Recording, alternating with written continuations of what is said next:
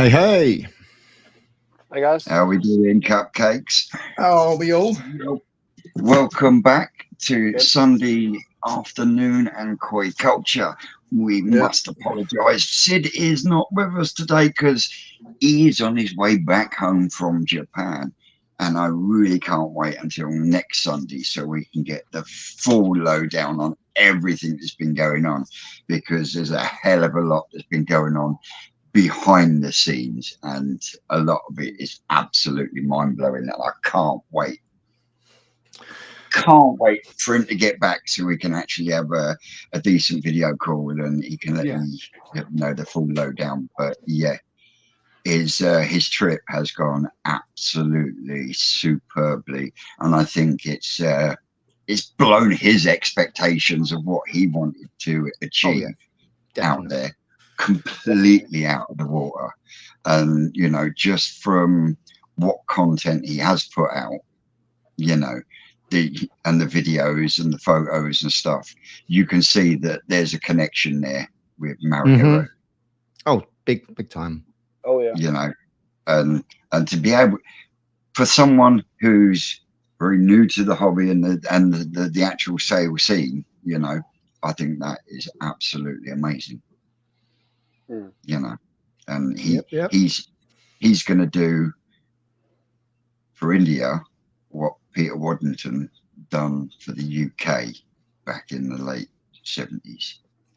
Yeah, in a big way. Big Yeah, things because coming. that is where India is right now with the koi. Yep, it's just starting. I mean, there are koi keepers out there and that, but it's not as prevalent as it is in the UK. No. And well, you've also got to remember, India itself is what, 4 or 5 times the size of the UK. It's a massive country, you know. Yeah. And if things go right, it's going to be all gravy for him, and it's just going to get better and better. Exactly that. You know, you'd have got once the hard work's done, then you know, rest of it's just. And I'm super over the moon for him, you know, to be able to get the chance to spend time with Marihiro-san and learn from him. You know, that in itself is absolutely priceless. Yeah, it is. How are we doing, everybody? So that's to the side. How's Shane, and what you've been up to this week, Shane? This week's been more just pretty much finishing off the little touches. So, you know, you're getting the concrete pad in for the stand. I've got to build for the Easy Pod. Just as you say, make sure that it's level from the top to the top. Get that done. Leveling off the flooring. We've got the felt arrived yesterday with the nails. So tomorrow looks like I'm going to be going up on the roof and getting it on the roof. Yeah, so we're going to go and get that done. We've got to go and pick up some more timber anyway for the door frame. So I'm probably going to use that just as extra props, just for the does that mean that you're going to be ready for a visit from me and the Rocket Boy in a week or so's time? Oh yes. Cool beans. Then we can get you all plumbed up properly, then, can't we? Yeah. When I go out and get the timber, I'll go out and I'll also pick up 2. I reckon I'll probably need like 2 tins of the old solvent world, because we all know how someone loves to use it. So I better have 2. Better to have too much than need more. I'd rather use too much and know that it's sealed than not enough. Yeah. You know. So yeah, I've got all the 4 inch. I'm not quite sure if I've got enough 1.5 inch stuff, but I know I've got one 4-inch ball valve at the moment. So if I have to bang another one up, order another one up this week. Did you order a full slide valve?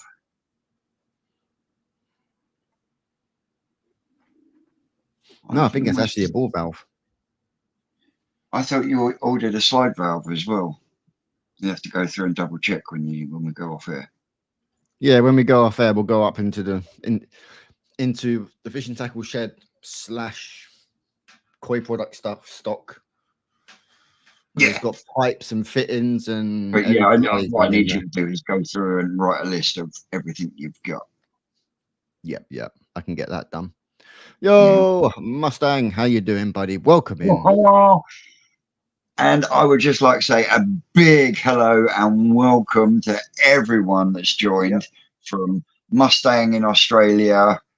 Lauren is over in the States, I think. Simon Shears, Mick Lawson, Mark Childs, George Ockidenu from Scotland, Chris from America, Maureen from America, any of these people that are overseas at the moment. If you want to come and join us, we'll drop a link down in the description or the comments, and you're quite welcome to come and join us. So anyone wants to come and do a late night or a morning stream. So Shane's almost ready for the twisted one. Come up and do his pipe work.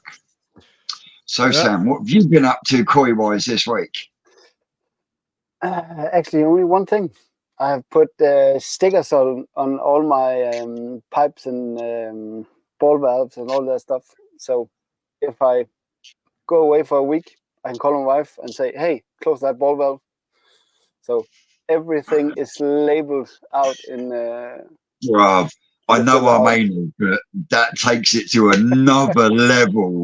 I mean, that's really? another level of OCD. Yeah, I'm gonna take it to another level above that, because my plan is to do some kind of map or something. I don't know, a binder with instructions, and so if I go away for a month, I can just hand my wife that binder and say, "Hey, do the water change," and you can look it up and say, "Hey, okay, that's how I do a water change."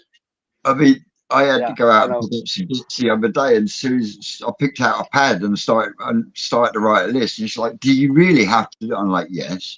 And then my daughter sat there and she's like, "That's where I get it from." But yeah, I know I'm anal, but oh mate. Yeah. Just because I can. You shouldn't have to do much. You're running a drum. No. My Nexus need cleaning. Oh, you're running a Nexus, aren't you? Sorry. Yeah. Nexus on the main pond, and then it's the drum inside. I'm brain fart. Yeah, brain fart. Yeah, I would love to replace it with a drum, but we've even got Amanda Smith here, all coming in, joining us all the way from the Canary Islands. Oh, Amanda, you're on I hope you're enjoying that holiday. Nice. Should have said I would have sneaked into your suitcase. But yeah, that's actually the only thing I have been up to this week. And I turned up the temperature in the main pond. What did you turn it up to? Did you make any? Did you make the changes that you were talking about with the air source heat pump? No, not yet. Not yet. What? That was almost 2 weeks ago. Boy, you're slacking. I know. You're slacking. Mate. Yeah. It's been a fucking hectic one for me this week, and it's going to be a hectic one next week because, mate. Yep. Well, and thank you, David. Thank you. He did not catch me actually going under in the water and flailing about like a puppy. He was looking at the dogs when that happened. That was, oh, mate, honestly. Brilliant. It was cold. It was cold. The thing that popped to my mind when I saw you afterwards was just that picture of you going backwards over in Ron's pond. And I righted myself, and as I righted myself, I went sideways and forwards, and I went forwards enough for it to start going down my waders. And as soon as it started going down my waders, that was it then. Oh mate, I was angry. Just need a wetsuit. Honestly, mate, you need one. I just couldn't breathe, that instant temperature change. I mean, I was like, Ricky's pissing himself with laughter. And like, we've got it out on camera. At least we've got that on camera. And then looks looks round, and there's fucking Dave recording the dogs.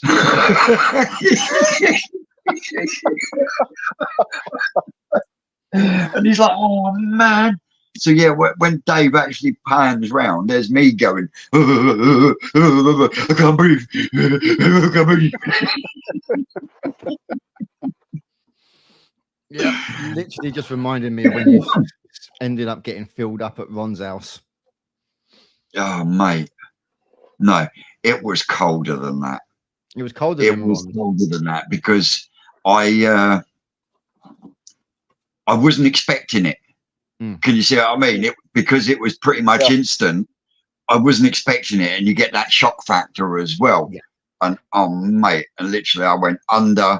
I was flailing about because as soon as you start slipping on the bottom of one of them liners, You're gone. you know, Oh, my legs just went again. So I'm fucking doing this sort of thing, trying to get to the sides to try and lift it. Yeah. Me waders had filled up to about me nuts. Mm-hmm. Mm-hmm. So Finn, so cold. I've got just a little tip, maybe an idea that might help you. Because as you like to slip, maybe you need to cut lengths of batten that go on each side of the pond, and you can just move them up as you move. That's not a bad thought, actually. Poor Dave's over the moon at the moment because we'll not only have we been busy down the farm, you know, we emptied Brew Pond 1, which had the Asagis in, didn't we, on Wednesday? Yeah, they were awesome, weren't they? We refilled that pond with fresh water. I got a message from Ricky Thursday morning. And it went,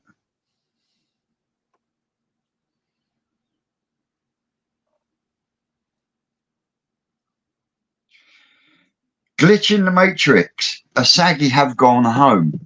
3 out of the 5 fish overnight had jumped out of the pond they'd been put in back into the old pond that they were in originally. So out of the four Asagis and the one Shisui, 3 of them decided, no, we want to go back to the fucking old pond. And they were up and over and then was swimming about there in the morning. He'd done his head in something wrong. But yeah, that was like, calm me, you bitch. We'll have to stick on some jump guards in between them. Yeah, definitely. Definitely doing it. They're easy enough to do. Dave's pond for what he's paying is absolutely awesome. Yeah. And I tell you what, when I put the Tommy drain in the bottom and we drilled the hole, I was expecting normal thickness of fiberglass. I went through the first layer and then it went through quick, and then I was like, So at that point, I pulled the drill out, turned around, and I went to the pilot hole on the other side and came in from the other way. And yeah, the base, you have your fiberglass, which by the looks of it is about 2 or 3 layers. Yeah. Then you've got this, it's about 3/4 of an inch of insulation. And then you've got another 2 or 3 layers of fiberglass above it with the top coat. Now, I thought that was awesome. We did have to put longer screws in to pull the flange and the tank connector squeeze it in to squash to form that bead. But I thought that was brilliant. They've insulated the bottom for him.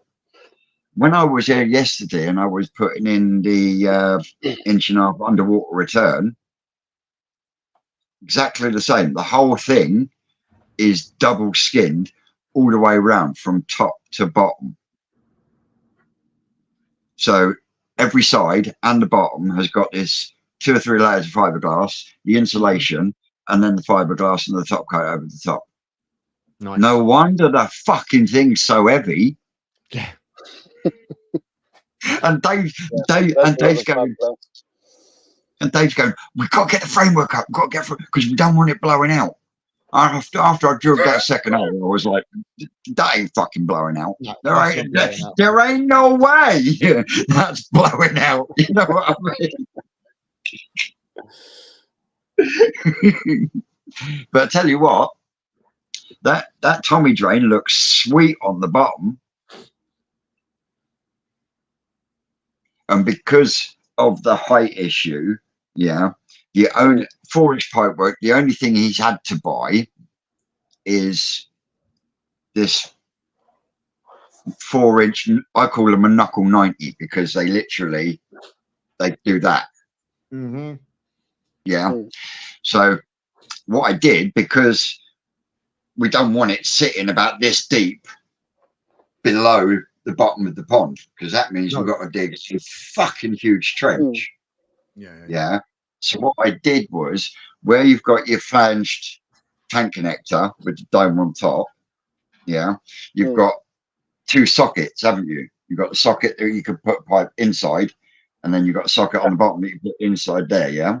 So what I do is I measure and mark where that ridge is in the center, and I cut that off. Mm-hmm. And then solvent weld the pipe into that little bit of flange. And then what I do with the knuckle 90 is I do the same again. I reduce that socket size by half. And then, so you end up, instead of being this deep and having to do a bloody great trench, it's now this depth, which also will work more efficiently for his filter, because like I was saying to Samuel before we started, you know, if you've got a 4-inch bottom drain in a pond and you're only pulling 3,000 to 5,000 litres an hour, you will get build up in that bowl or that sump on that bottom drain. Yeah.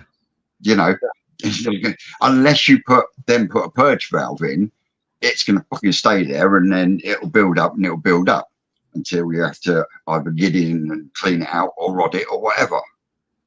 But when you look at Dave's system, that is running exactly how 99% of the ponds run on the farm, and have been running on the farm for numerous years. Yeah. So yeah, I know for a fact I'm going to have to try and put a purge valve in on the IBC, because obviously I'm only going to be putting 1,000. We'll do that when we get to it, but you've got pipe work there. Oh yeah. But yeah, I was 2 or 3 joints away from getting the actual bottom drain pipe work in. Yeah. And to do it all in pressure pipe, we needed another 3 of those black sleeves. We had one, because coming out of the bottom of that system of Dave's, you've got a pressure pipe coming with what I call a swept 90. So it's quite big when you go from bottom to top, in pressure pipe. So that is where it comes in. Now, because of the way we want the pipe work to run, we did end up changing the position of the bio bin, which meant I had to change the position into the 4-inch pipe. Yeah. Now, he was given a 4-inch ball valve, 2 swept 90s, and some other bits and pieces, some other 1.5-inch ball valves and stuff. But had I had another one of them sleeves, I could have then utilized a coupler and done from his bottom drain, come out on a 90, go along, and then go up through the other swept 90. Now, we also had 2 weird 90s that I will get on video, because I've got 2 coming home, where they're literally the fitting, and then it comes out, and they call it like a street elbow, I think, where it's got the way it's set. Yeah, it's got more of a... What I did was I put a bit of pipe inside there, and then I measured where the sleeve would go, cut it. So I had the black sleeve and then the 90.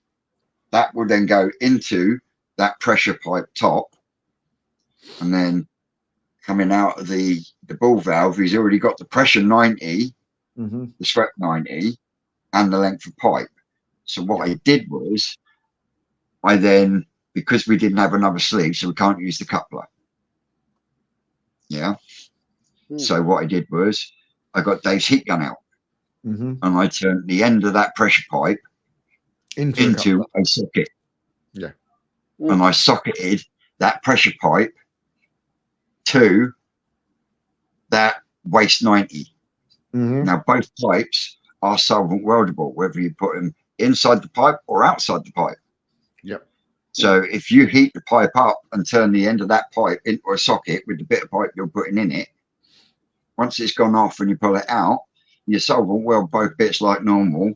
Bang, Bob's your uncle, Fanny's your aunt. That's not bodging. That's using your initiative and ingenuity to get around an issue that needs solving. That socket will last for as long as Dave's pond, without a shadow of a doubt. And I know that because I was actually taught that technique by Mark Davis from Cuttlebrook Koi Farm 15, 16 years ago. And I've used it ever since, especially when you're in a bind. And there was nowhere to get sockets yesterday, because by the time we realised, everywhere had shut. So I improvised. It ain't gonna leak, that's for sure. Yeah. You know what I mean? Oh yes. Oh yes. Oh yes. Oh yes, Simon. Cracks me up as well. Right, let's go through some of these comments, because if we had any questions, has there been any questions? I know Lauren asked you what you thought of the Achiba. I can't really see it at the moment because on my tablet it's about that big. Huh. Email me a picture, mate, and I will convert it. Yeah, but email me a picture and I'll have a look, because at the moment when I looked at it, all I can see is a tiny little circle like that. So yeah.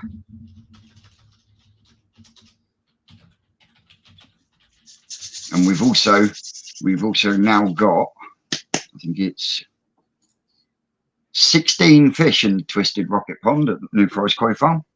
Ooh, nice, nice. Oh yeah. I mean, Ricky even took over my filming, which I thought was absolutely awesome.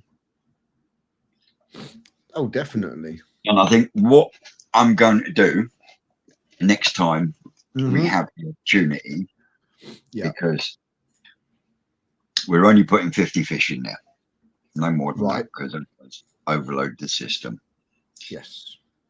So even though we are going to be adding extra filtration onto it, especially once we've finished decommissioning Brian's pond.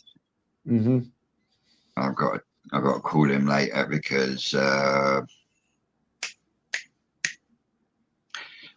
Johnny, subscriber, he's going to be taking 5, so that whittles it down to about 2 left now. So I think we're at a point then we can start taking the filter system apart. Yep, there's a question there from Simon Shears. Why did Dave choose his choice over, say, an easy pond? Was it price or just personal preference? I think it was a combination of both. You know, with the easy ponds, you've got to pay outright. Yeah, I don't think you've got. I'm going to search Dave that. has, with the company that Dave went with, he has the opportunity to pay it over 2 years. Now, if it wasn't for the fact that I'd have to try and get it in over long block, I would seriously consider one myself for the rebuild, because it'd make my life so much fucking easier. but yeah, it would. But in all honesty, to get it in the garden, I would need to hire a crane, because it'd have to be lifted by crane over the top of long block and into place. And no. Then you're looking at silly money. As much as I like the idea of pay it over 2 years, because then that makes it affordable. Yeah. Can you see what I mean? Yeah, it's quite nice. It's going to be lovely once it's finished. It's always a hell of a lot better than the wooden one that its fish were in. And we're going to measure its fish when they go back into the new pond. And yeah, Dave's going to be a little shocked on a few of them that he thinks aren't big, but are bigger than what I think he appreciates they are. And I mean that saggy that he's got in his main pond that came from the Adam Beyer growing show last year. That's a phenomenal fish. Absolutely phenomenal fish. Gav, never say never. Price up crane, mate. Honestly, I've had a subscriber has offered to actually do the building, as in the block laying, when it comes to it, which I think just is fucking amazing. It just like really does blow my mind, the generosity of people. You know, I have also already started to knock up some drawings. Yeah. So I can sit down with Ricky tomorrow and try and see if we can work out exactly how many blocks I'm going to need. At least then I can work out a price of what I've got to aim for. See what I mean? In that respect, I'm going to be taking the sump bottom drain out, because that one, it's been used twice now. Yeah. And 2, I want to change it for a 90, like I've done on Dave's, like I've got running on the toe side tank. I literally concreted up to a swept 90 on the toe side tank, and then we fiberglassed over the top and inside, and then we sealed around the inside, and then I put a grid on. So there's no sump on that one either. You know, and part of me is regretting putting a 4-inch sump drain in the growing on tank, but at the time it was free. It was second hand, but it was free, you know, so I'll bang it in there. Hindsight, I should have put the same in like I did with the toe side tank, because then, you know, you've got absolutely no chance of build up.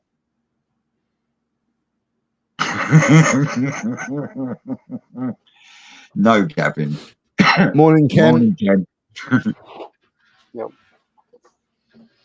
So yeah, I am looking at things and whatnot. Liner wise, I'm actually considering using what the guys use down at the farm.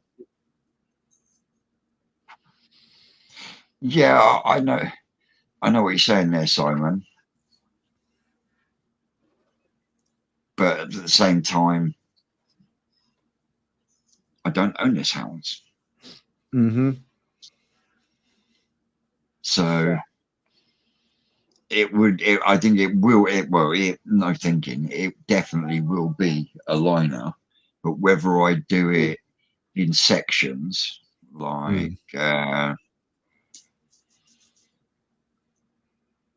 Danny from Danny's Koi channel. Yeah. He did a whole pond with butyl liner in sections. Yeah. You know what I mean? And using my pond MS300 or whatever it is, because that is bloody good shit. Yeah, so he just found, I'm not sure, I don't think it was the MS300, but he was using, done a trial, didn't he, where it was that liquid Yep. The roller, and he just said he just needed to do extra thick. Yeah. Well, I wouldn't layers. consider the liquid rubber. Mm. You know, if I was going to do something like that, I'd look into something like G-Love used, where it comes in a bloody definitely. big. It comes in a bloody big can, sort of thing. Mm-hmm. You know, comes in a big oil drum. But liner-wise, options. I mean, it'll either be using something like they use up at the forest, because, like Rick said, if it's not disturbed or anything like that, it'll last for donkey's years. Or Matt at Koi Central, another good channel. Go and check him out. Tell him I sent you. He done his pond in strips of butyl liner, and it's running like a fucking dream. So that, I think, is a major option, because it will cut the cost down considerably. Yeah, I agree. See, there's looking at these easy ponds and whatnot. So they're interesting, but depending on what size was Dave's. Dave's is 8 foot by 7 foot by 4 foot deep, and it's got a double skin. Yep. So what's that in litre?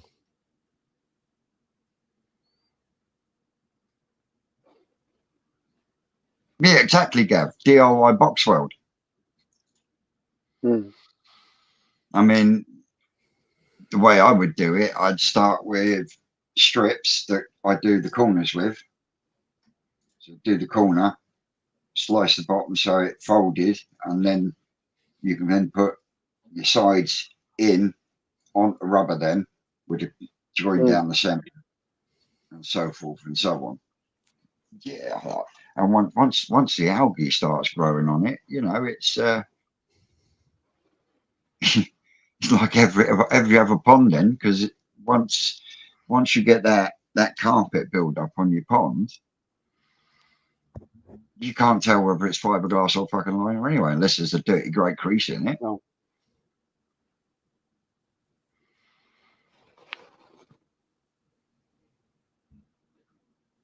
So there's one in a similar kind of size, but it's 4,300. Fucking hell. Obviously, that's got the window in it. If you want the extra window, then it's 5,003. What? So it's got 2 windows. If you can have it with 2 windows, you can have it with a front and side.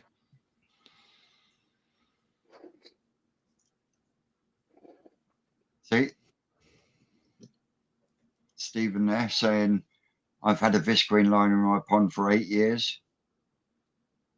And that's what they use down the farm. And I know that because it's me that's relining their ponds. Yeah. Every pond that's needed relining this year so far has been lined by me.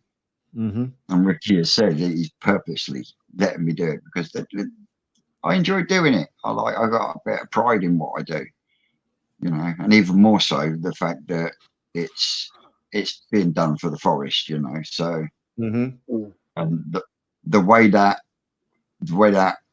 brood tunnel is starting to look now, especially with getting the ones that we haven't relined looking like the ones that have been lined, you know what I mean?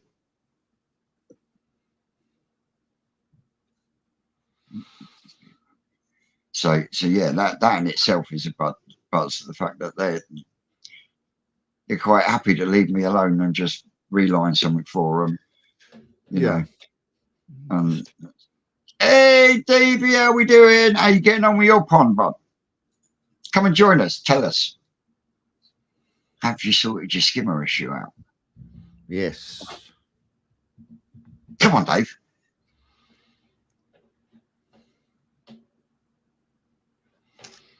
There is a thing in the chat, isn't there, Shane? It should be. If not, let me just bang another one up. Cheers, Simon.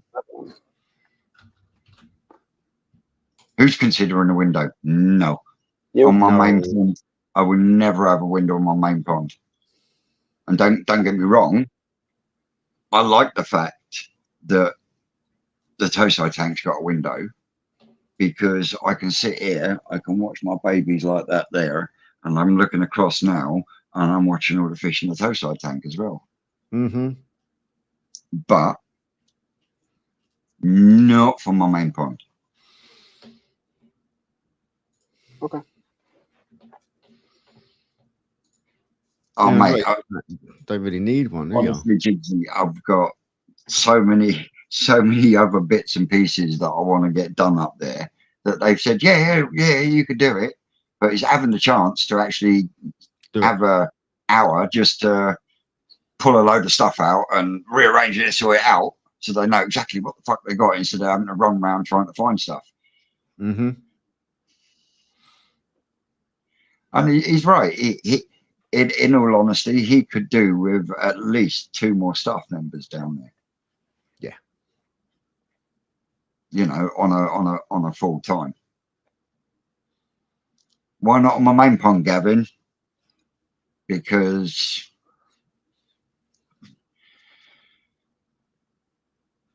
I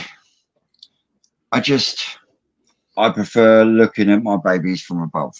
You know, it's nice to watch them grow in the toe side tank, because you can actually visit, you know, once it starts warming up, you can actually see them growing over the time. But I just like the laziness of this pond, and the fact that, you know, you do have to look down on them, and that's not looking down on them like they're shit, but looking down on them and viewing them from above. Because as much as I'm not a koi snob, I am a firm believer that they should be viewed from above. Yeah, they should. But the window is still nice. Mm. Oh, awesome, Jigsy. Did you go to Jill and John? I have.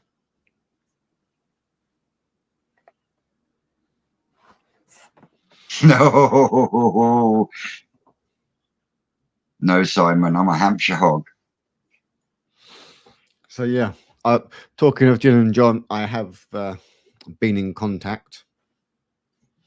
Good. There is 10 of them in the pipeline. Nice. I ask because I'm seeing a lot of folks saying it helps with spotting issues. Yeah, it does. I won't deny that. You know, you can spot issues, but if you're observing your fish anyway and they're feeding, anything that's wrong with them, you should be able to see them when they come up the surface. Now, it's a bit difficult if you're running green water, because you're not going to see anything when they're feeding, really, other than can you see what I mean? But in a normal pond environment, just feeding your fish, you should be able to observe your fish and observe if there's anything going on there. Yeah, but it's easier with the window. That, you know, there's definitely, like anything. There's always pluses and things like that as well. But like with anything, even selecting your koi, it comes down to personal preference. Oh yeah, definitely. It does. It does. You know? And these will pretty much tell me, right, I want a water change. I want a filter thing, because you pick up on slightest little things. If they do something, or if they're not doing something, you then pick up on it then. And yeah, 9 times out of 10, it's my easy pods need a clean. Yep. But yeah, they will tell you if something is off. They will. Oh yeah, definitely. I mean, they will. I've got day 3 of the 3-day PP treatment on the growing on tank later on this evening. So we'll let them have a settle down Monday, and then I'll do a re-scrape on Tuesday, And if I've still got anything lurking, they will then have a second 3-day treatment. Yeah. Nuke them with PP. I will. Yeah, I will nuke the shit out of them one way or another. Yeah. And if it does kill the flukes, then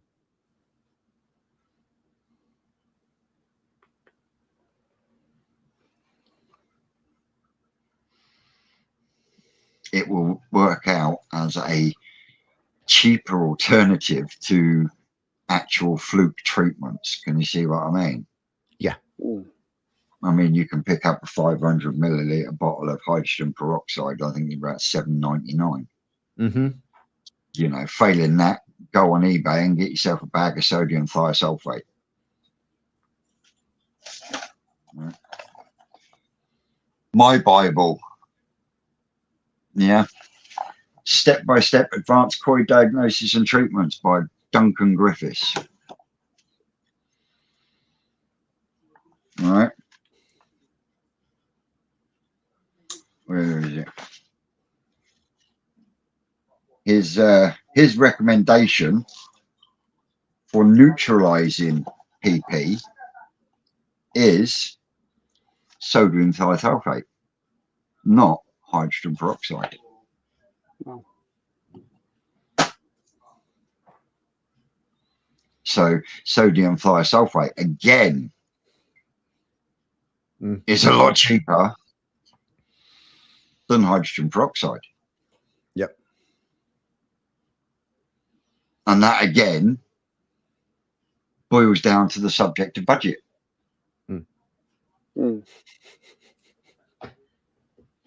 you see what I mean? Yeah, yeah. But at the same time, to be able to get that on a budget, you've got to do a little bit of research. Research is key. And that is your channel logo, is it not, Shane? That is my slogan, yes. Research is key. Yep. Yeah, it is. It is.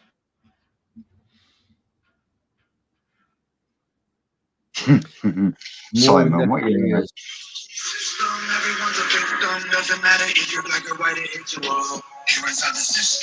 Said Johnny, didn't I?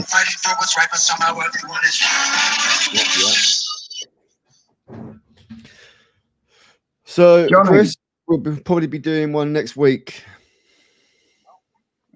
You're live on Koi Culture. What can I Hello, do, bud? Johnny. I'll call you back afterwards. That's all right, but I forgot it, sorry. Call me back. Yeah, I'll call you back afterwards, bro. All right, dude. Sorry about All right, bye. Sorry, guys.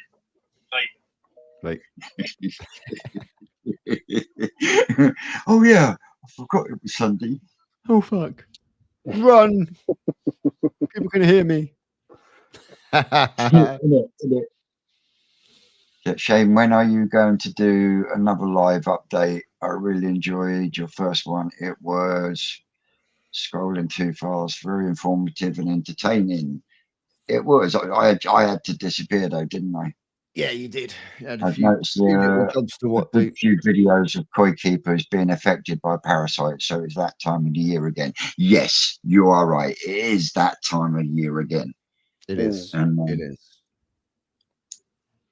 I've got to get it knocked on the head as soon as possible throughout the systems, because I need to start shifting fish about so I can start conditioning certain fish ready for the show and everything else. There's some fish that I need to get into the growing on tank under the heat to get a bit of size on. So, hey, there he is in the chat. Hey, Sitters. Whereabouts are you, boy? Whereabouts are you holding at the moment? Yeah, whereabouts are you at the moment?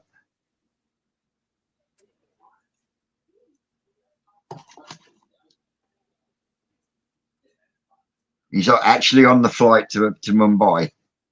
So nice. Awesome. So Sid will be back with us next week. He's in the comments. So if you want to ask him any questions, chuck them in the comments. He's boarding at Delhi. Oh, so he's actually in India. Yep, he's back in India. He's just boarding at Delhi. Bless him.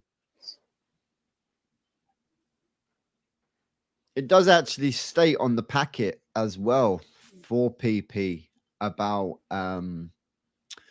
if you're using like putting your when you're like you're filling like your bowls up and things like that. If you're doing a water change and you are using a dechlorinator, it can have that lower effect. It will because the effect of obviously, the PP, as they've said, it's got the obviously it's going through the sodium to actually dechlorinate. So then it's just semi-neutralizing itself anyway as soon as you put it in.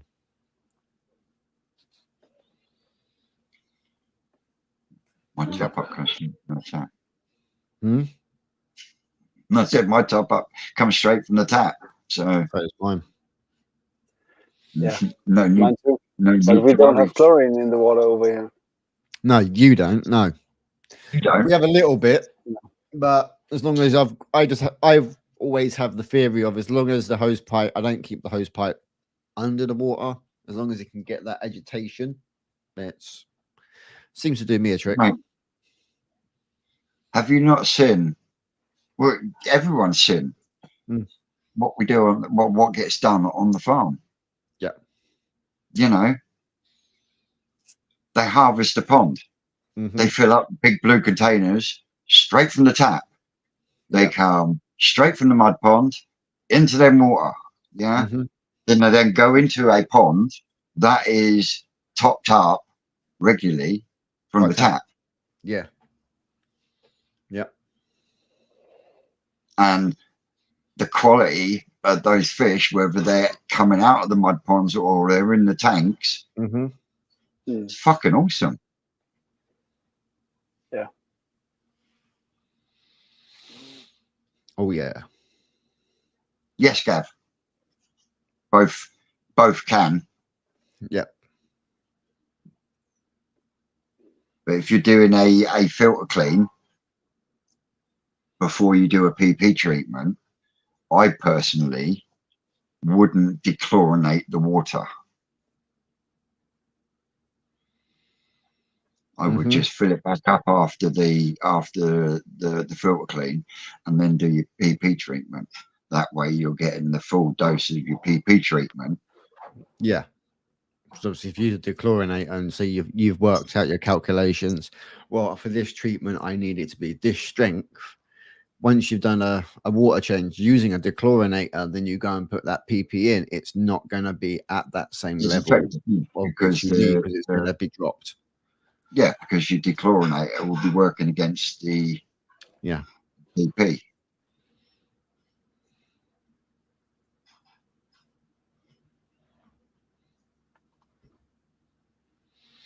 Chlorine is the biggest, I reckon.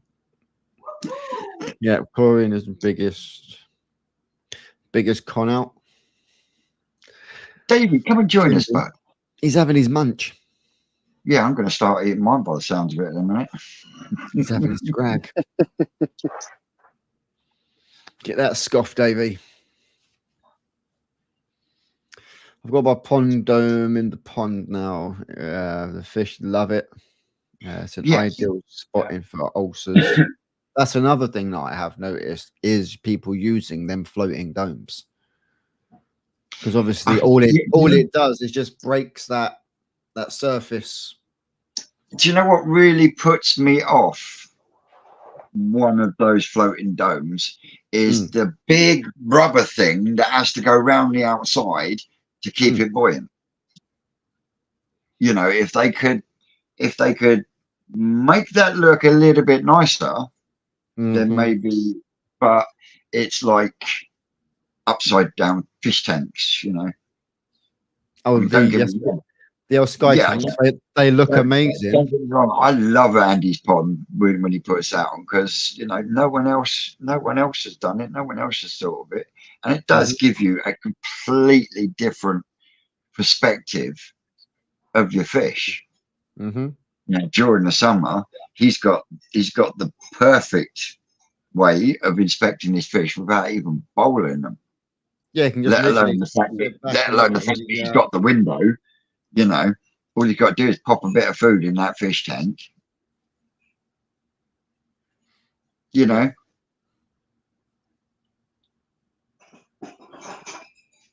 Yep, definitely. Dr. Kempo, how you doing? Oh, hey, Dr. K. So chlorine will gas off of some PP water. states that this PP product eradicates skin flukes as well as single cell parasites. Like I stated on Gaz's live, I might want 9 to 10 1 mil scoops per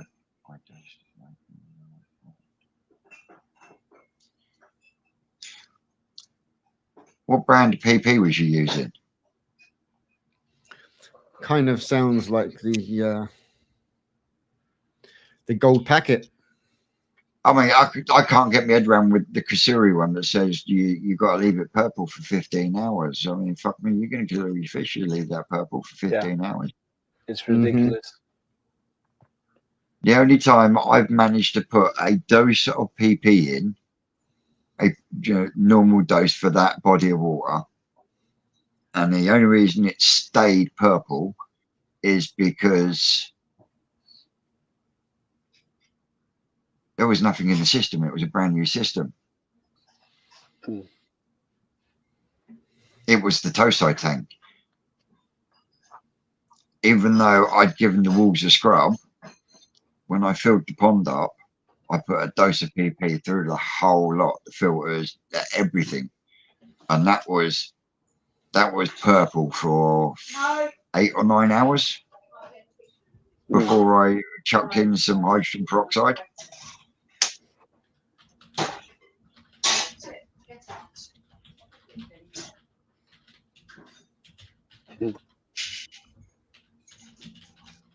My lemon harawaki looked rusty after a 7-minute dip. Yeah.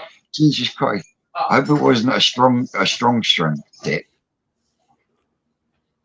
I have done that, and they get the slime coat gets brown on the fish. Takes a day or two to go away.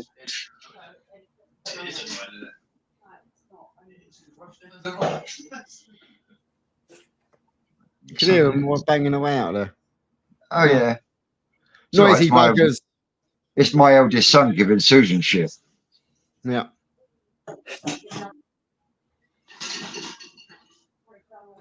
One gram does 10 liters. I'll have to look that one up and have a look, mate, because I haven't seen that clove, but I've seen Cloverleaf do quite a lot of stuff that claim to kill stuff. Mm-hmm. Yeah, so the packet that I'm using, it's 6.8 grams per, I think it said 4,520 liters or something.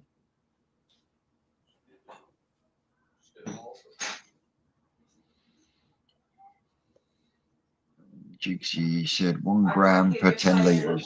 Well, I was actually having this conversation with Shane earlier, and in here it states, as a dip for precaution against parasites or bacterial on introduction to a pond, use 2 grams per 9 liters for 2 to 3 minutes maximum. And that's what it says. Maximum 3 minutes. Yeah. That black and white. Mm-hmm. And that is a strong dose, and do not do it over 3 minutes. No. Was that just free carrots? No. Because that will kill your fish. Yeah. You know. And that's why I always follow black and white when I'm not sure. And if I'm not sure, 9 times out of 10, Ricky gets a call. Yeah. You know, and that doesn't happen very often. It happened when I was panicking and got home, and the Shiro was in the bowl, and Susan was doing her best to save it, blowing down a bit of pipe, got some air in there. Bless her. You know, and I rung Ricky up, and I'm like, "What do I do?" I have not heard of this certain koi keeper feeding their koi cat and dog biscuit. No. Don't use biscuits for cats or dogs. What they've got in them is just way too much. You're gonna you're but talking it's something like cat and dog food. warm-blooded animals. Yeah, it's bad. going to be very, very high in protein. Yeah, but the it's going to problem- be the so hard problem as is, well. They're not going to be able to fucking digest it properly. Yeah, No. some of the stuff. Yeah, that I can't see them digest. And I know they are omnivores, but you know, certain things. You know. So you'd have There to was actually a have to speak pretty with good that person to see whether they soak them. yeah. Ugo did a pretty good interview with the guy that made it's a Dutch food. Probites. Yeah, it was a pretty good interview, and he explained the difference between fish meal proteins and proteins from what do you call it? Normal animals, warm-blooded animals. Mm-hmm. It's kind of they can't. It's really hard for the fish to digest the proteins. Yeah, which is why a lot of people, instead of going to chicken meal, are now going to insect meal instead. A lot of companies are starting to head towards the insect meal stuff. I mean, I feed a lot of mealworms in the summer and the higher the temperatures. The only problem with mealworms is, yes, they are high in protein. Black soldier fly as well. Larvae, they're very high in protein, but they've got amino acids and stuff like that in them. Yeah. But they do produce a lot of waste. That is the downside. So if you end up feeding a lot of mealworms and stuff like that, you will end up with a brown tinge in the water. So you know there are pros and cons like everything when it comes to everything. It's all relevant, isn't it? To quote Ricky, you know. Yep. But yeah, we every year we have some guys on Facebook that says, "Oh, just feed your koi cat food. They love it. It's good for them." Shit. Yeah, thing though. There's always someone. Yeah. Mind you, they do like Cheerios. Yeah. Yeah, they do like Cheerios. But again, like Simon said there, he used salt and it didn't work for him. So, you know, different scenarios, different ponds. It's all relevant. Different parasites and whatnot as well. Yeah, I will actually agree on salt bath over PP dip.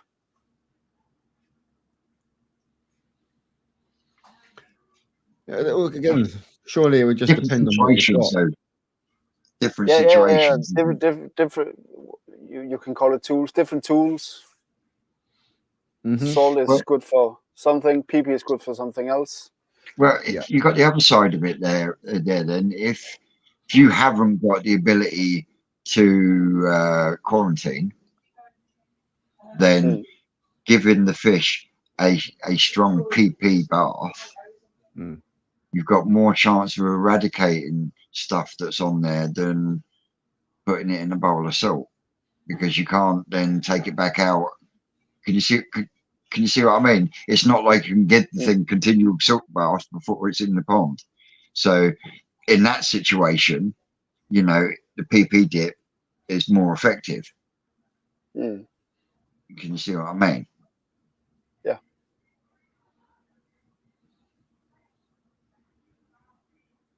Some say they feed pickled monster much.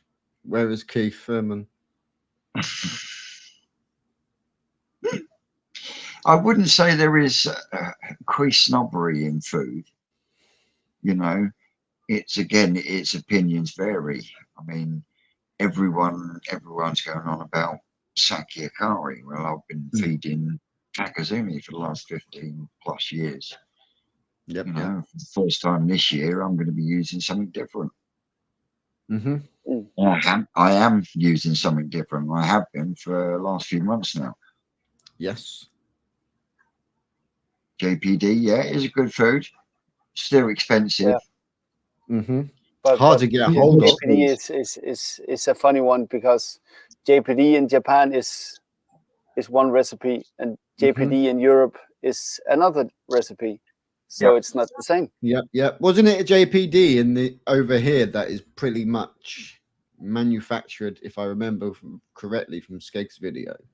Isn't it just pretty much made in the Coppens lab? Coppens to a recipe. Here he is. Abinya.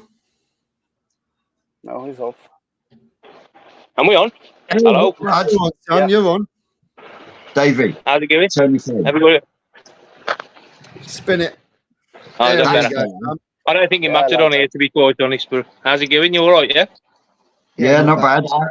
What was the problem with the skimmer then, boy? Well, it was leaking.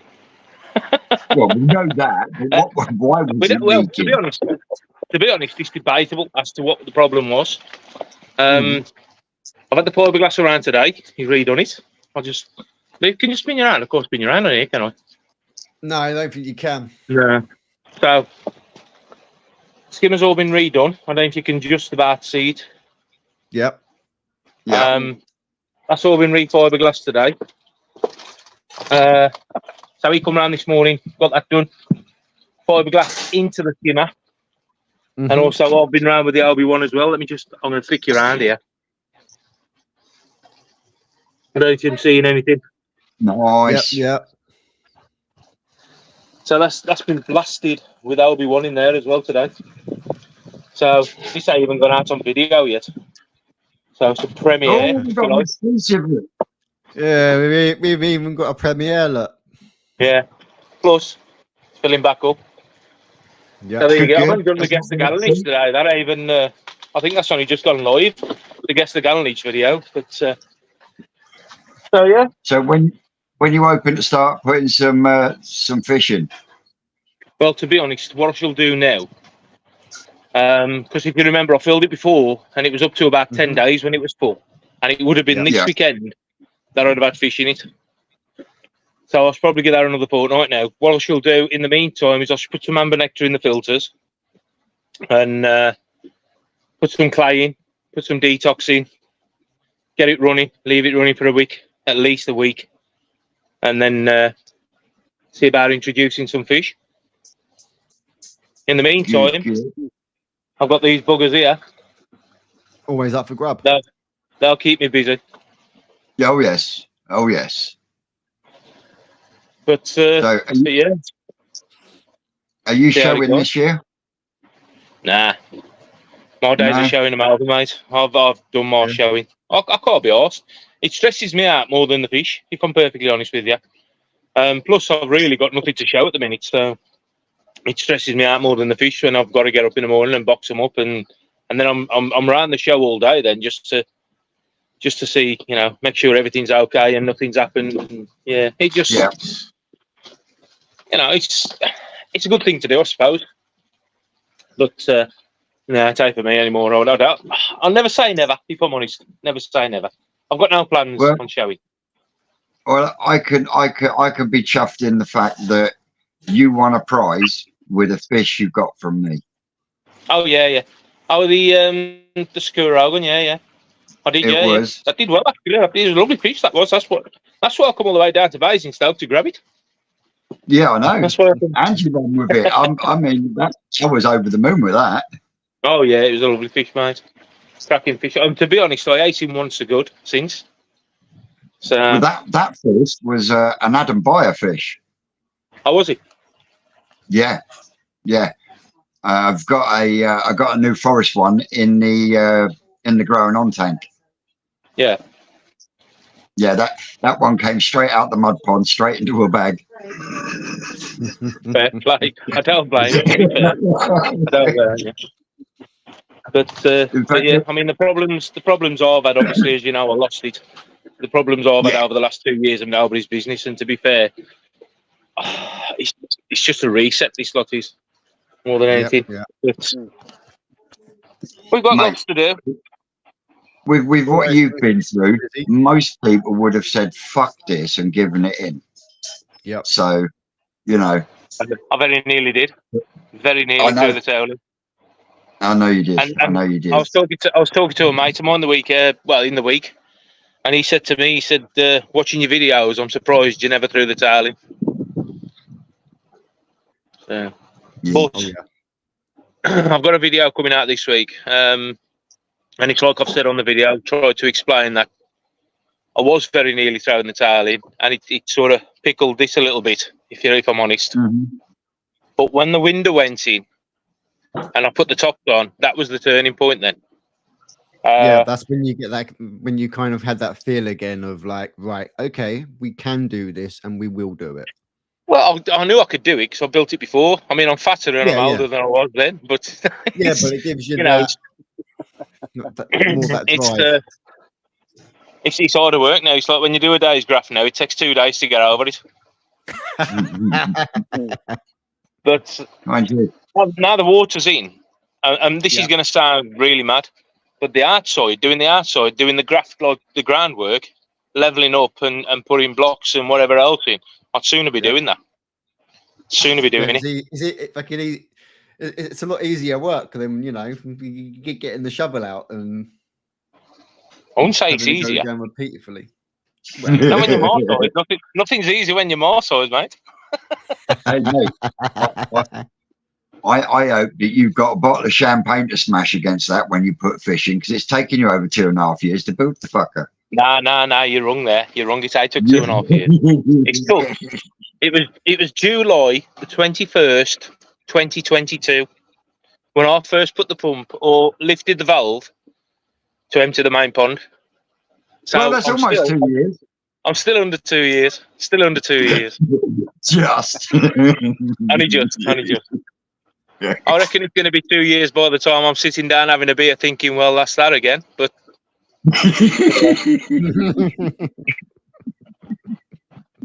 yeah, there you go. So that's where I am. It's coming together. It's coming together slowly. Bit of a setback on the skimmer. But it's like the old project has been 1 step forward and 2 steps back. Well, we won't talk about your biochambers.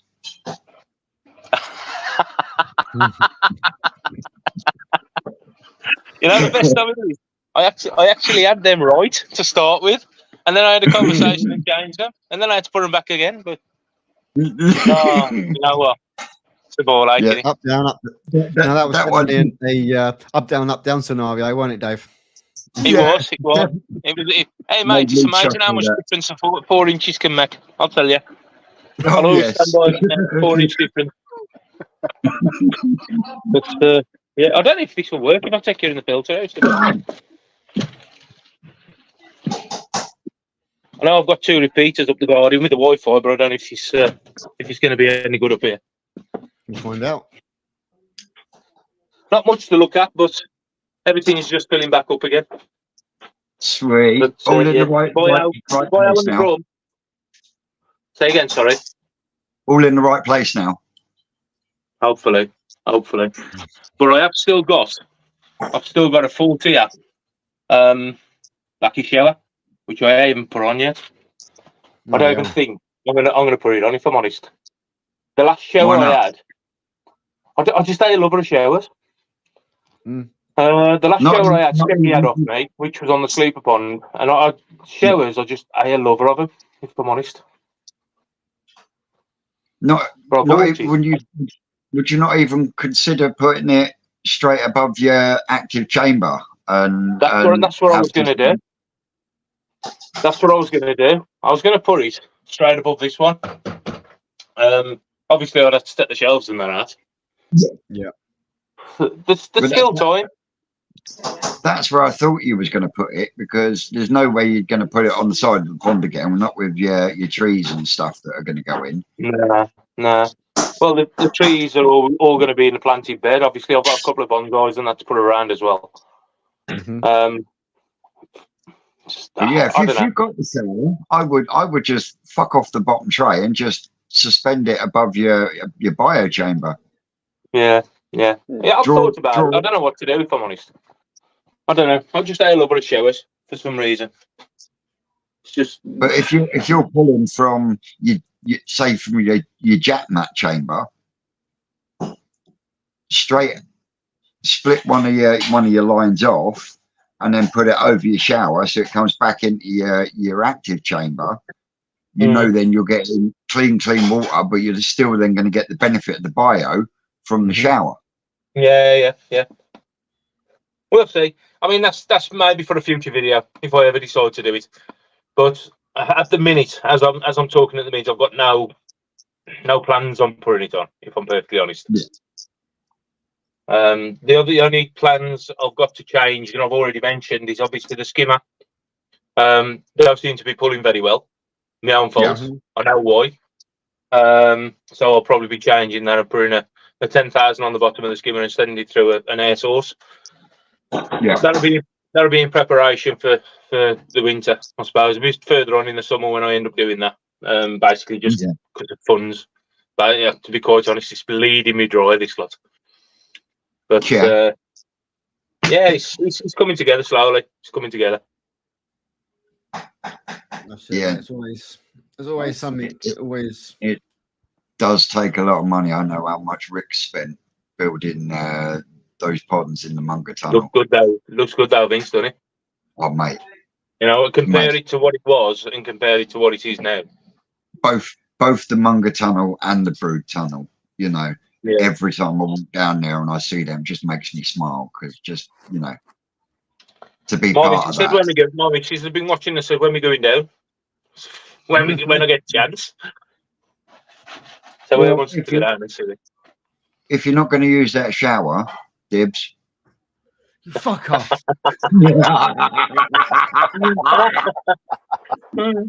be fair, there ain't that many people who knew I'd got that shower up until now. Well, they shit out now because I've just dibsed it. Well, there's the shower, which I had made by, is it JBS? JBS, Yeah. I ain't made by them probably. Well, as I emptied the pond, is it JS up north somewhere? JB. It's J JB something, Plastics. JB Plastics. Yeah, I think and so. I had 4 boxes of infrared media off Quinny, and that's all sitting in the shed. So I'll see how we get on, eh? I mean, Skeggy had the last one off me because that's how much I wouldn't say I hate showers, but I'm just a lover of showers. Honestly, bruv, I would fuck off the bottom tray, suspend it above that active chamber, and just pull it from the end of the jack mat chamber and fire it over for extra bio. Yeah. I have thought about it. Yeah, that's about as far as I've got. I've thought about it, and that's about it. He does a lot of thinking, this one. Cogs are always turning, but there you go. Oh yes. So, other than your own pond, what other plans have you got this year? Have you got plans with the guys? Plans with Mad Dog? Any upcoming projects for the group of you? Well, there's nothing really been planned yet as such. I mean, Mad Dog's got an open day coming up next weekend.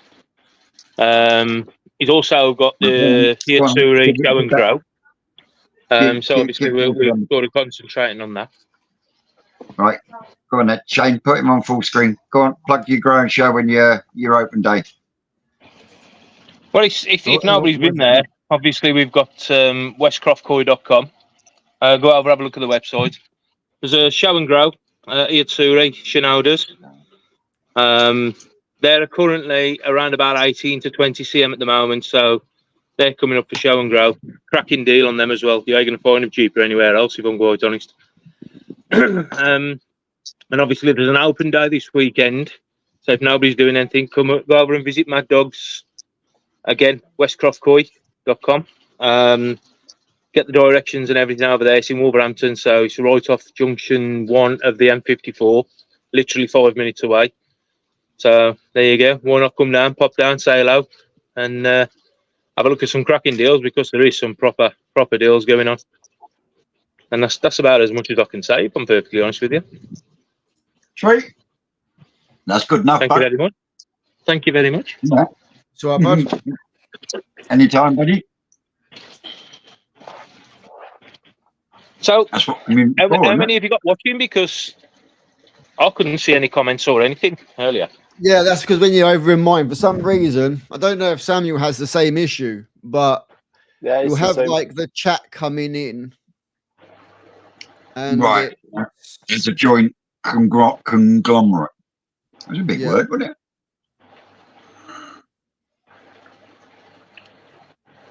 Well, you got nice things. I've just at mine. Roast beef dinner. Mm. I know. So, I've just at mine as well. you just got to Brisket. work it out where all the chats come up on all channels. Yeah, But we've got to try and work that one out at least. Well, Yeah. in Yeah. my little Yeah, corner, that would be awesome. in my little corner, it says 51 people. Yep. So don't Okay. forget, smash the thumb, guys. And go across the other channels, and even if you don't rewatch it, just go and smash the thumbs for them. It does help, and that's including the triple B down in the corner. Isn't that right, triple B? Yeah, it helps a lot. You lost him. I know what he's on about. I know what he's on about. I tell you what, it's been a while since I've heard that. See? Once given, never forgotten. Oh no, I know. Yeah. But you know I love you. Happy days. Happy days. But yeah, I just thought I'd come on and say hello. Seeing as you'd, while I was eating my dinner, he was badgering me into it, so I thought I'd come in and say hello. Well, want to see how it was doing before watching the video. You know, a bit of a sneak peek and all that. Why not? Give everyone Why that little taster, and now they're all going to want to jump in and watch more. Well, it's like I say, it's yeah. I put a bit of a video out today, just the guess the gallon each. But what I've got the meter on this one again. I've got the meter on again just to double check the gallon each. But I've done the giveaway based on the first fill. Yeah. Whether it's any different this time, it is what it is. I'll just update people if it's any different. But I've just done it on based on the first fill because me and a friend of mine, we did the measurements. So we did it by the measurements, and just the pond alone was coming to above what the meter said on the measurements. Yeah, that's without the filters. So I always thought 3,000 gallon. I always thought I've got 3,000 gallon. The original pond was 4, but look, you think, well, I lost that much because it used to narrow up on the other end. Yeah. And so I thought, 3,000 gallon is about what I've got, but no. You surprised yourself. Yeah. To be quite honest, it's enough. I mean, it's big enough. It's sort of It's 10 foot by 12, so it's big enough, and it's 6'2" deep. I mean, everybody who comes. I mean, I had Gummy round last week, and he says this looks massive. He says it looks way over what you've got. And everybody who's been round has said the same. But it is what it is. It is quite a big hole. I mean, if we ever have a war, I'm jumping in it. The amount of concrete what's gone around this, mate, bloody Chernobyl, are you going to get this bloody blown up, I tell you.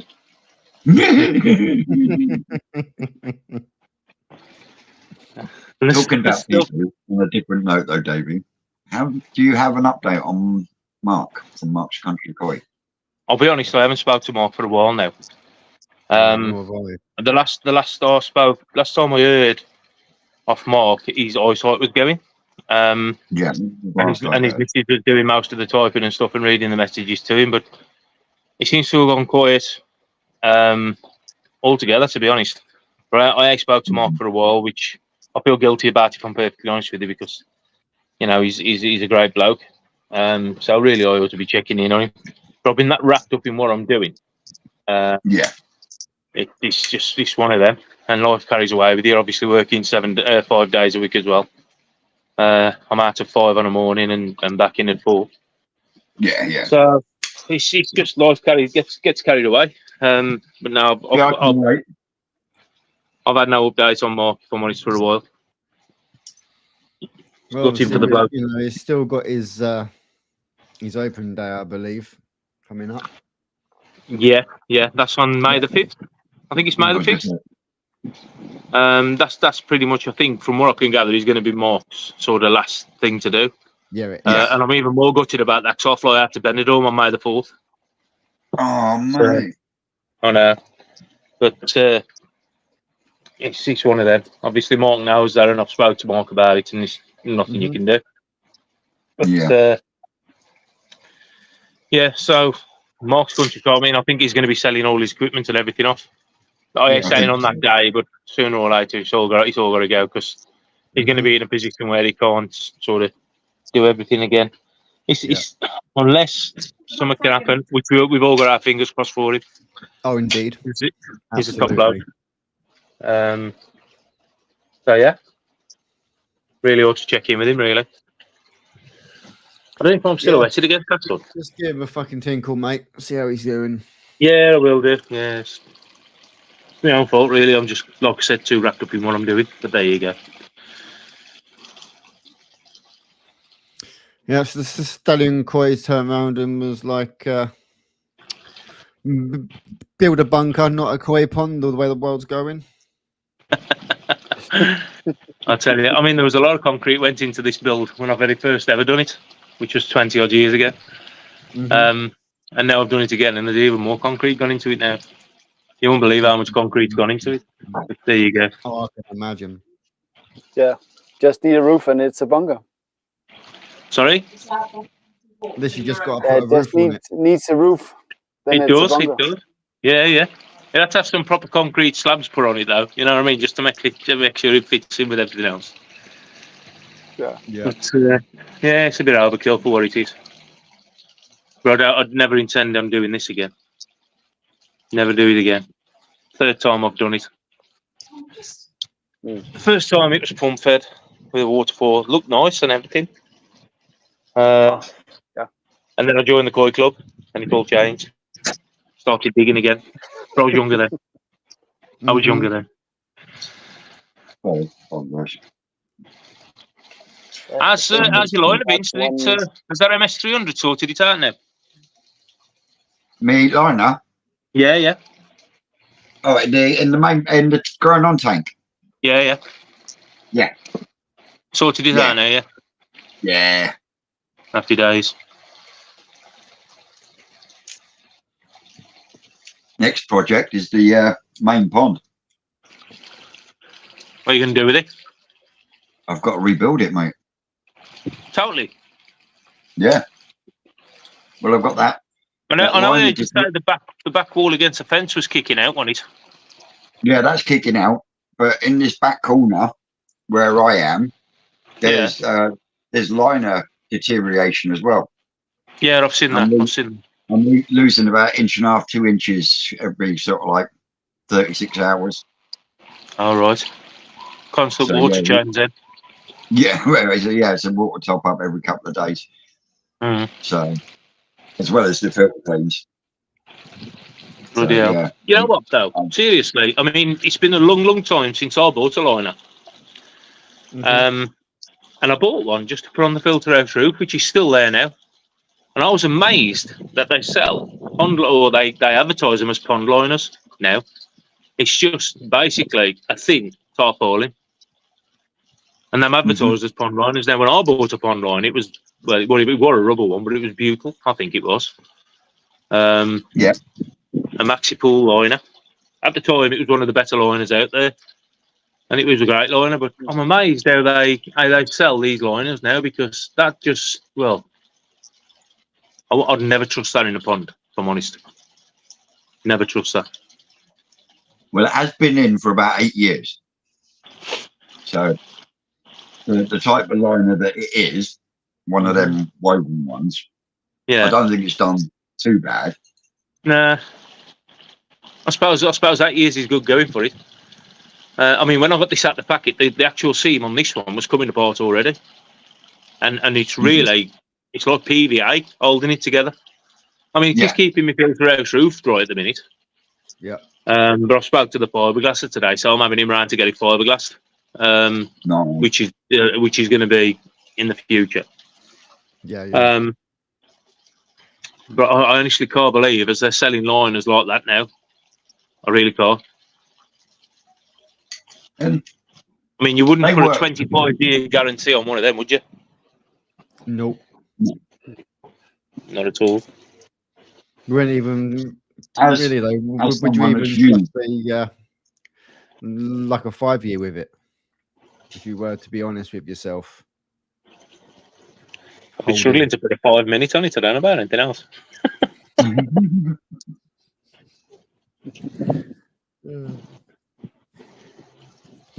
It's Afternoon, still the Gary's job. quite. they are good to a point.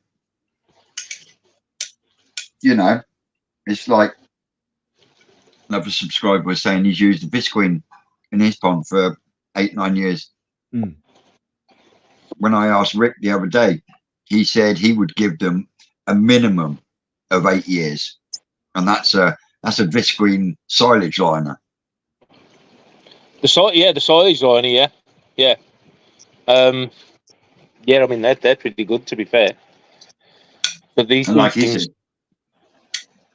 a minimum of 8 years, you know, and if you're not fucking about in it, it will last longer. yeah. If it's not disturbed or anything like that, you know, it will last forever. What do you need? Well, exactly. The silage stuff, that what Adam Boyer lines these made mud ponds with. Yeah. And that's Yeah. what I've been lining. That's what I've been lining the ponds in New Forest in. Oh, is it? Oh, I thought that was Yeah. like the builder's polythene you were using down there, to be honest. It's made by Visqueen, but it does actually say on the wrapper silage liner. Yeah. And mate, if you're putting it in a square or a rectangle, it just so easy to get a really good fold on it that you know is going to pin back and not come out, you know. And like I said, because I've got one of them woven liners in my pond and I've fitted quite a few, and trying to get a good crease on it so it doesn't open up is an absolute fucking nightmare. And you can't use the double-sided pond tape, which is basically bitumen in sticky form, and silicone, because nothing really sticks to it. It will stick to it for a little while and then it'll peel away. Yeah. And that's one of the main reasons why a lot of people that have pond windows with these liners end up having leaks a year or so down the line, because it will seal for a little while, but then it just comes away.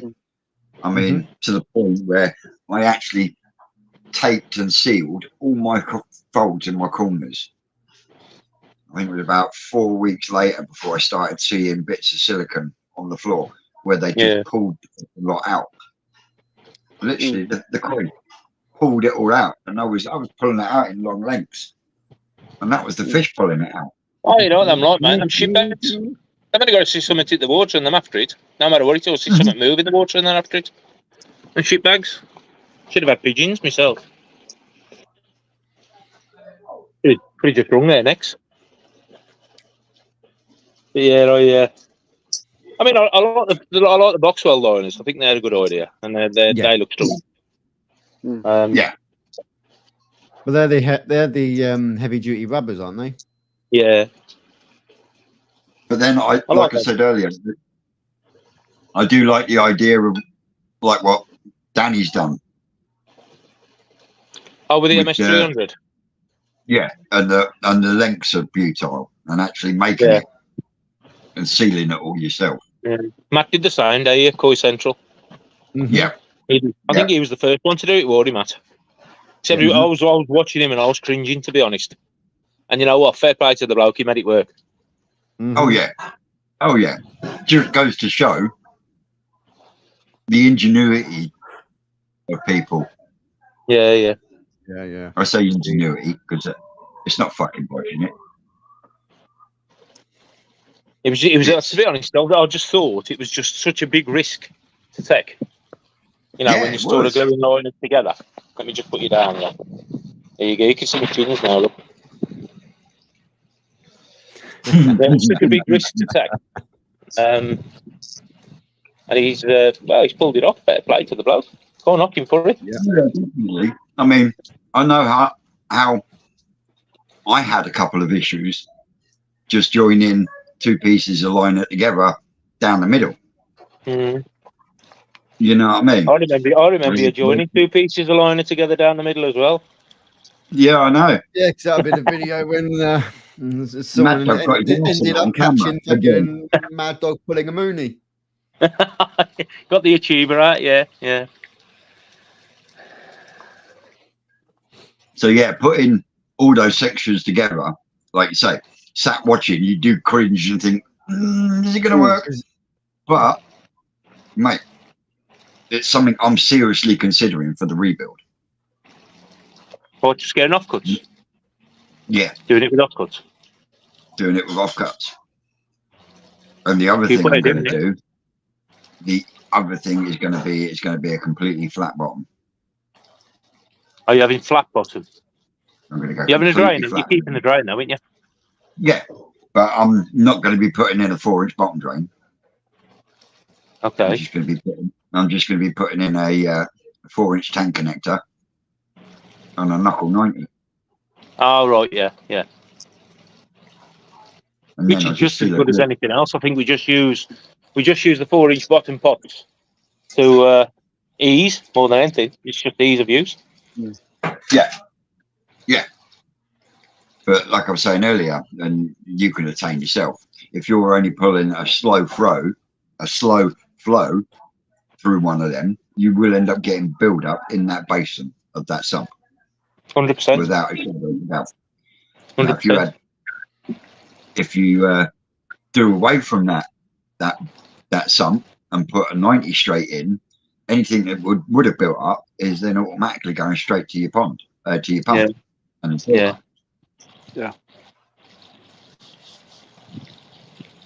But that's the way you've done the tail side tanking. You've done that with the 19, yeah? Yeah. And that works absolutely fucking beautifully. Yeah.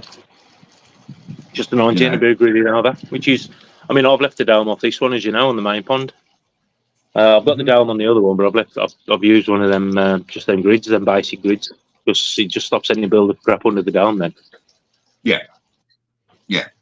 And the other thing is 4-inch pipe work on the bottom of the toe side tank is all done in push fit.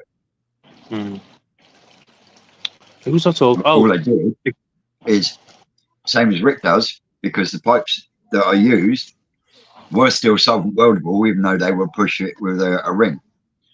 So you put the solvent weld on the inside of the socket behind the ring, you push fit it in, and then you twist, and it glues itself in place. And then you've also got that seal there as a secondary. And if you really want belt braces, like I did with Dave's, you can then put a bead of Obi-Wan or my Pond MS300 around it, and then that thing ain't gonna fucking leak ever. No, it's ain't gonna go nowhere, is it? You know what I mean? But John Middleton, who I was talking to the weekend, he's got his. I mean, he was on the Koi Talk. I don't you remember? He's just down the road from me. He did a Koi Talk video. I went round and saw him, and all his pond, everything is push fit. It's all push fit. That's all he uses, push fit. And it's like this whole let's use pressure pipe scenario as well. Why would you ever use pressure pipe? I've never understood it. Why would you go to that expense? Well, that's what I mean. The only reason we used pressure pipe on Dave's was because Rod Stewart gave him all them bits, didn't he? You had a load of ball valves at the National last year, didn't you? Oh yeah. Still got them here. And that's the only reason the 4-inch pressure pipe's being used. It's because he was given 95% of it. What I'm saying is, it ain't needed. It's ain't required on any pond. Oh, no, definitely. I had somebody say to me once, and it ain't that long ago. Actually, I can't think who it was. Why would you use drainage pipe or just waste pipe as a drain? What about when your drain collapses? How's your drain going to collapse? How's that pipe going to collapse? It's covered with concrete. It's surrounded with concrete. It's cylindrical. So cylindrical, it's ain't going to collapse. So how's that ever going to happen? It's the old thing where let's sell them pressure pipe. Why? No need whatsoever. You're never going to push anything like the bar pressure what a pressure pipe's going to cope with. No. Even a waste pipe. Even I mean, you know, I've done all mine in waste pipe. You'll never push enough pressure to even put that under any strain. Ridiculous. I mean, you've been here. You've been here, mate, and you've seen my pipe work. And there's fuck all wrong with it, is there? No, well, I'm using exactly the same pipe work myself. Exactly. It's just waste, 2-inch waste and 4-inch waste. I mean, the other pond built exactly the same. The pond before this was built exactly the same. Had Dave not been given all that 4-inch pipe work and ball valves and stuff, that new tank would have been done in a 3-inch Tommy drain and 3-inch pipe work. Yeah, yeah. Because the Easy Pod runs on 3-inch pipe work. Yeah. So you straight down to it then. Yeah. I mean, he had to buy a couple of rubber reducers, a 4-3, a couple of 4-3 reducers for a couple of areas. But you know,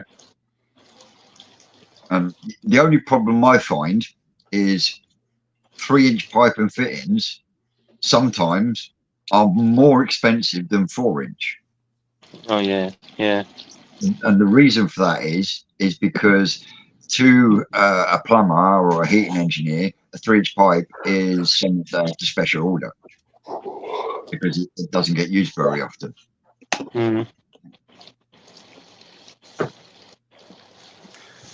I was going to pop out. That's the little boy's room. All right, boy. Well, I've just had a notification come up on my phone telling me I'm only on 12%, and it's just gone dark now. I think I've gone in. Have I gone? I'm on 5% now. Am I still here? No, you're still with us.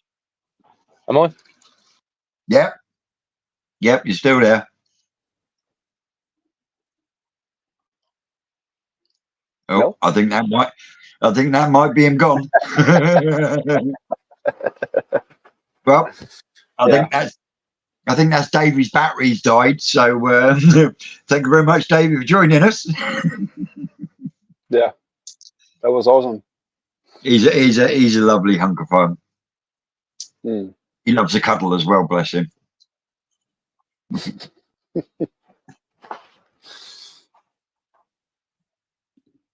And you're still eating? No. I've literally just finished an absolutely banging Yorkshire pudding. Always leave the Yorkshire pudding to last.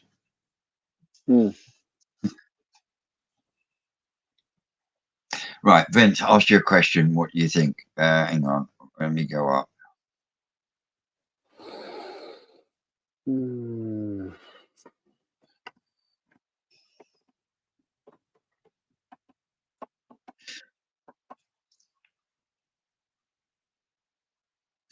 Was it I would incorporate your main pond into where you're sitting?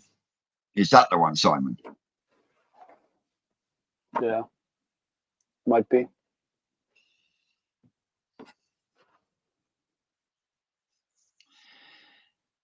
Yeah, well, I keep coming up with this idea, right? Is you see where these stalls are? A slim, very slim, maybe only a foot deep window across that bit of wall there. That I think that could be awesome. I think that would look really nice. Yeah. It would take a little bit more in the construction. You know, it would take a little bit more on the old construction, but yeah, I do like the idea of the window under this window because I'm going to be fixing this window solid. And yeah, it is something to consider. It's something I would like to do, but it would also mean restructuring this area here, because one of the main uprights is see, you got that window and the door, that door frame is being blocked in because that second door doesn't get used. Yeah, that's why when we changed the pond, see how the front angles at a diagonal. Mm. We're going to square that off, so it will be over there.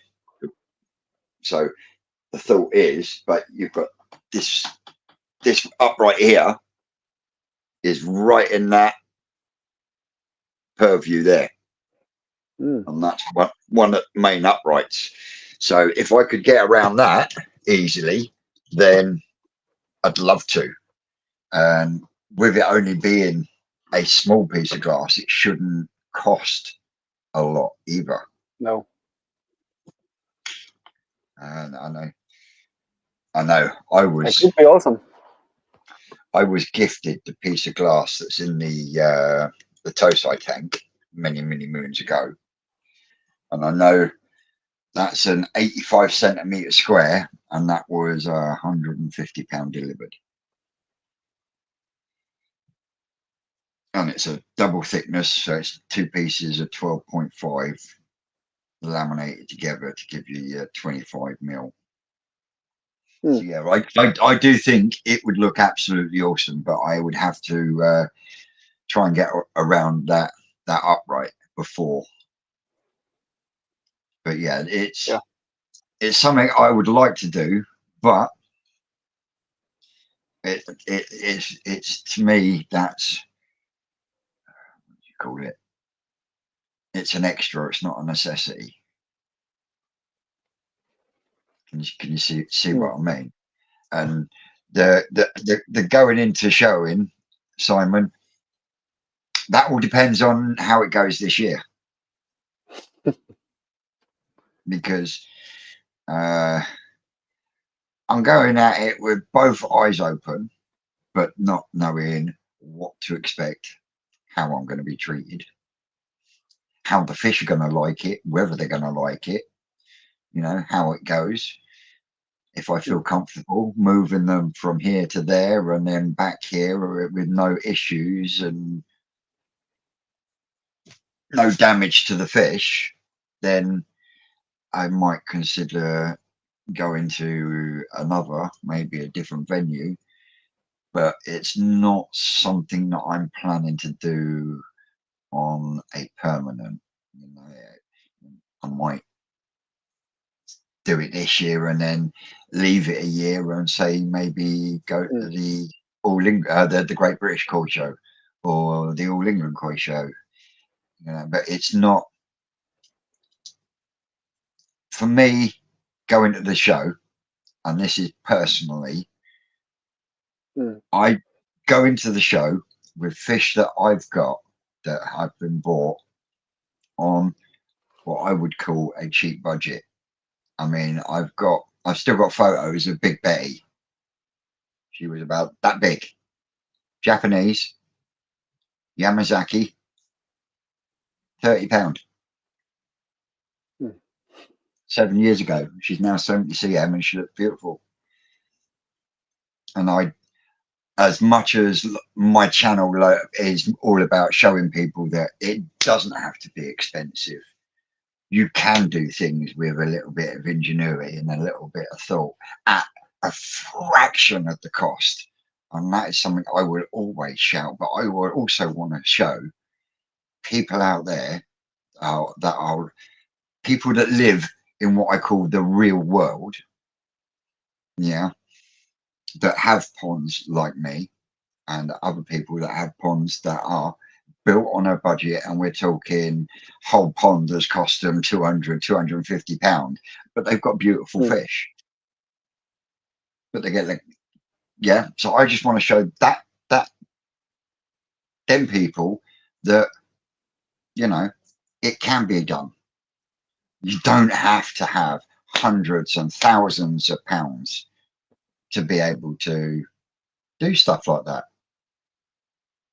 You know, and I will continue to bang the same drum as I have been for the last almost 4 years now. It don't have to be expensive to keep and maintain quality koi, period. Whether you've used brand new length of pipe or 2 or 3 lengths of pipe that you've joined together to make it fit where you need it. If the quality's there, the quality's there, irrespective. Yeah. That's one of the main reasons I want to go. And the other is, and I've stated this many a time, there's only two things left really in the koi hobby that I haven't done. Yep. And that is show my fish at a koi show and visit Japan.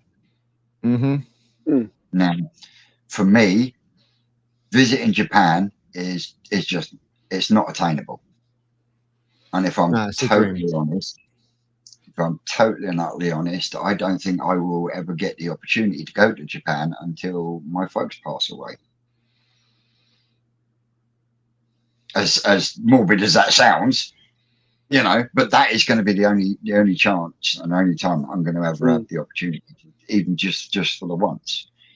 So because that isn't even in my purview right at this moment in time, it's not even attainable, so I don't even think about it. So yeah, the only other thing I can do is show my fish at the koi show, because I've done, worked, helped out, selected, and everything else, not just at New Forest Koi Farm like I am now, but I've also done it at Adam Bayer Koi Farm, and where I first learned most of what I know at Cuttlebrook Koi Farm from Mark Davis. You know, ultimately, I owe that man a lot. Because the stuff that I learned from him, I mean, you go to Cuttlebrook Koi Farm and ask for a look round, and you look at some of the airlift systems and how their systems are run on air pumps. You know, it was Mark Davis was the one that taught me how to turn a bit of pipe into a socket for a fitting by using a heat gun. Yeah. And again, if it's good enough to be used and work effectively on a koi farm, well, it's fucking good enough for me. Well, exactly that. You know, if it's able to be used on a commercial level, then as a hobbyist level, it's completely fine. Yeah. It is.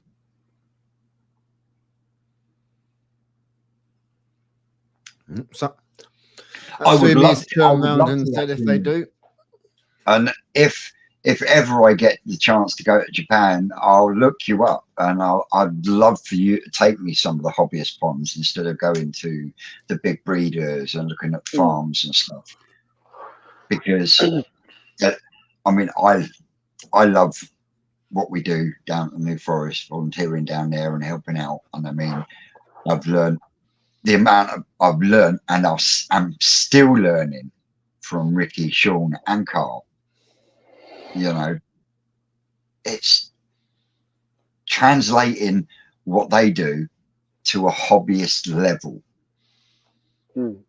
is something that I'm trying to, and to be able to see hobbyists from where the hobby originated, I think in some ways will be a lot better than going to the farm, because you're seeing it raw, it's natural. Yeah, just like the channel is, you know, it's showcasing how everyone does things different from them. Yeah, literally around. So it ties in with the premise of what we're about. Yeah. So yeah, it's definitely a Simon, you twat. oh, brilliant. Yeah, why not? Oh, you fucking shitbag.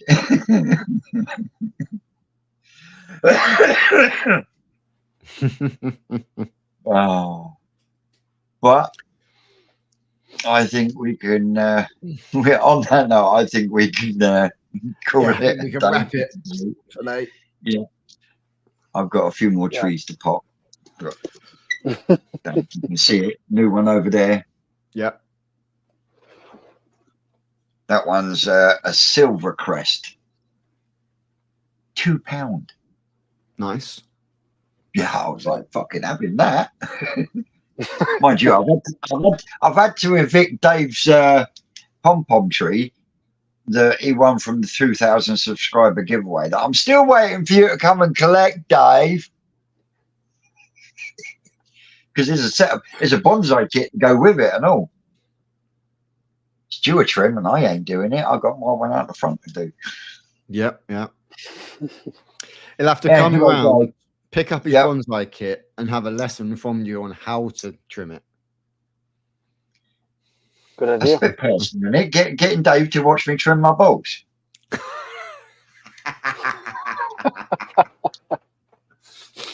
Yeah. I mean, Shane, come on. There are limits, yeah? There are limits.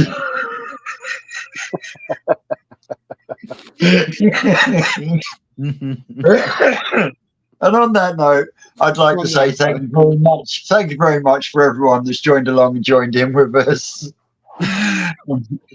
And Sid, we will see you tomorrow. Well, I'll see you tomorrow because we'll have a video chat. Everyone have a good week. I've been Twisted Kai.